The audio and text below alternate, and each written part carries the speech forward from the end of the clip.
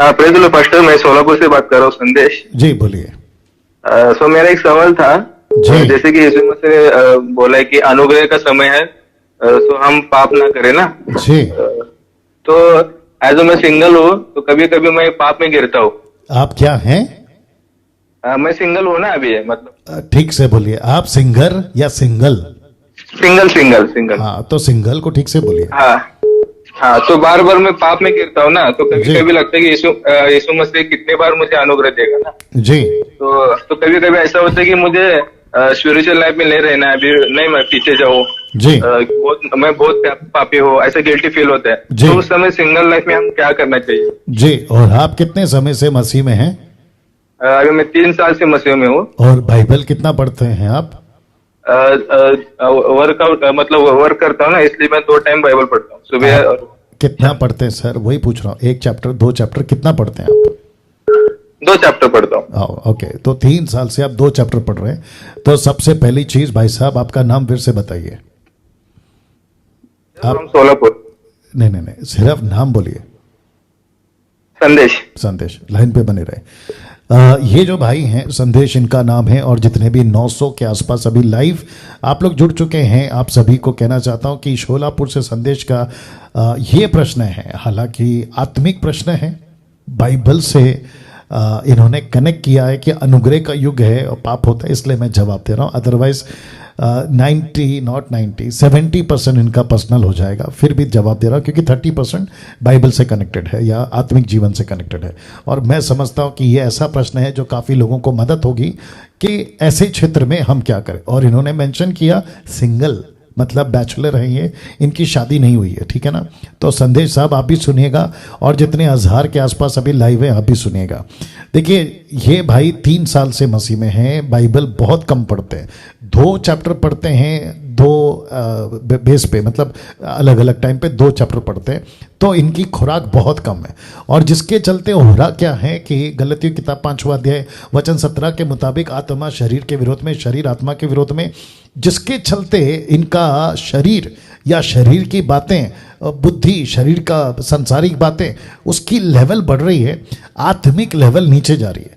और जिस व्यक्ति के आत्मिक लेवल नीचे जा रही है वो शरीर उस पे हावी होगा, किस पे? आत्मा पे, लेकिन आत्मा शरीर पे हावी नहीं होगा। मैं हमेशा कहता हूं, आज फिर थोड़ा डिटेल में जाता हूं क्योंकि मैं समझता हूं कि बहुत सारे लोग जो हैं वो इस प्रश्न की शायद उत्तर से अपने जीवन को भी ठीक करेंगे। पहला पत्रस की किताब उसका 2 अध्याय वचन 2, 1 पीटर चैप्टर 2 वर्स 2, और फिर इफिसियों की किताब उसका 5वां अध्याय वचन 26, उसको भी याद रखना, 5 का 26, इफिसियों 5:26 बात में याद रखना।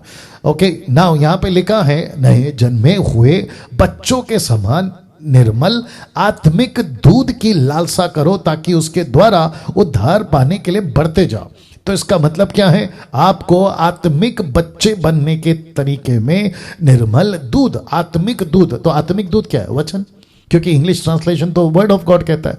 तो एक व्यक्ति को जब वो प्रभु में आ गया है ना, तो उसको सिर्फ और सिर्फ प्रभु में बढ़ना है, संसार में नहीं, संसार की बातों में नहीं। अभी ये भाई साहब कहते हैं कि मैं कुछ काम करता हूं, पता नहीं, मैंने खैर नहीं पूछा है, जाना भी नहीं है मुझे। आप कोई भी काम करते हो किसी भी फील्ड में, ठीक है ना, बस शर्त वो काम ठीक होना चाहिए।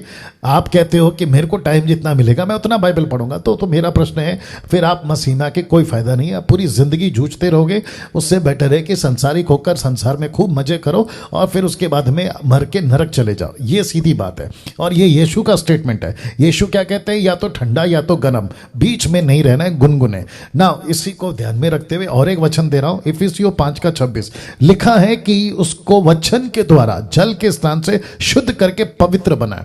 तो बढ़ना किस में है? वचन में। खुद को पवित्र किस में रखना है? वचन में। तो आप जितनी आत्मा की खुराक एक ही है। भाई साहब, संदेश जी आप भी सुनिएगा। संदेश साहब जवाब दीजिए। हाँ जी, मैं वापस कह रहा हूं, आपकी आत्मा का खुराक एक ही है, और वो खुराक का नाम है वचन, वर्ड ऑफ गॉड। एक व्यक्ति को, पुरुष हो या स्त्री, यंग हो, ओल्ड, पास्टर हो या साधारण चर्च का मेंबर, उन सब का आत्मा का खुराक की बात कर रहा हूं, एक ही है, वचन से फीड करना है। फीड समझते हैं उसको, वचन से पोषण करना है, पालन पोषण करना है। आपका वचन जितना अंदर होगा, इसलिए तो यीशु ने कहा है ना कि जो अंदर से बाहर जाता है, माफ करे, जो बाहर से अंदर जाता है, यानी कि संसार का खाना वो मनुष्य को अशुद्ध नहीं करता, लेकिन अंदर से क्या बाहर आता है, आपके अंदर क्या भरा पड़ा हुआ है, ये इंपॉर्टेंट है। तो आप अंदर अच्छी चीज भरो, आप अंदर वचन को भरो, तो बाहर क्या निकलेगा, वचन निकलेगा। और जिसके चलते, अब इसके आखिरी इस पे आ जाता हूं, आपने कहा बार बार पाप होता है, तो इसका मतलब ये हुआ, बहुत ध्यान से सुनिए जितने भी 1100 के लोग हैं, जो व्यक्ति बार बार पाप कर रहा है, दूसरे शब्दों में वो बार बार पाप की तरफ खींचा जा रहा है, तो इसका सीधा आंसर है, बहुत ध्यान से सुनना संदेश जी, आप भी, आपका उद्धार अभी तक नहीं हुआ है।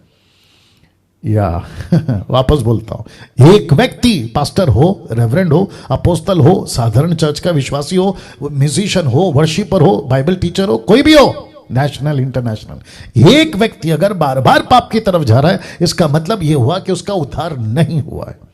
वो सिर्फ धोखा दे रहा है खुद को, धोखा दे रहा है चर्च को, धोखा दे रहा है परिवार को, धोखा दे रहा है अपने जानने वालों को जो उसको फॉलो करते। एक व्यक्ति बार बार, अगर मुझे शब्द मैं इस्तेमाल कर रहा हूं, माफ करिए, क्योंकि बाइबल का वचन है, यीशु कहता है अपने दास पतरस के द्वारा, पवित्र आत्मा, दूसरा पतरस, दूसरा अध्याय वचन 22 में, वो कहता है कि कुत्ता अपनी छांट की ओर और सूअर वापस कीचड़ में लोटपोट होने को। तो एक व्यक्ति अगर बार बार पाप करता है, तो बाइबल कहती है, डैनियल राज ने, वो कुत्ता है।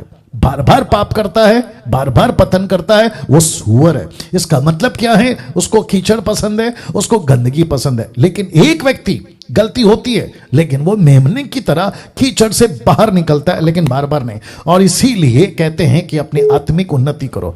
अब आया बात समझ में संदेश? यस ब्रदर, समझ में आया। या तो अगर आप बार बार पाप कर रहे हो और आप उससे बाहर नहीं निकल पा रहे हो, आपके लिए मेरा एक ही सलाह है, आप संसारिक बन जाओ, पूरा संसार में मजा करो, मर के नरक चले जाओ, या तो पूरी तरह से प्रभु में आओ और अच्छा जीवन जियो। राइट ब्रदर, प्रभु में आऊंगा। या God bless you brother, God bless you.